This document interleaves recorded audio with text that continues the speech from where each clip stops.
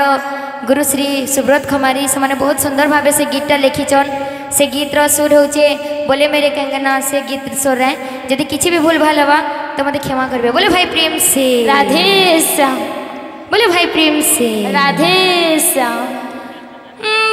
से बजाना श्री राधे रे नंदर कान्हा करू अछि मना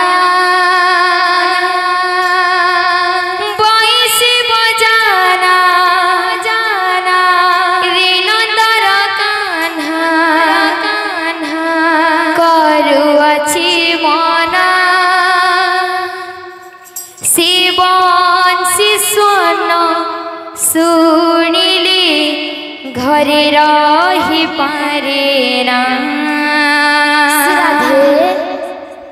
एगो परिवार जाई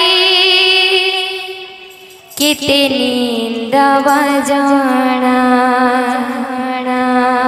एगो परिवार जाई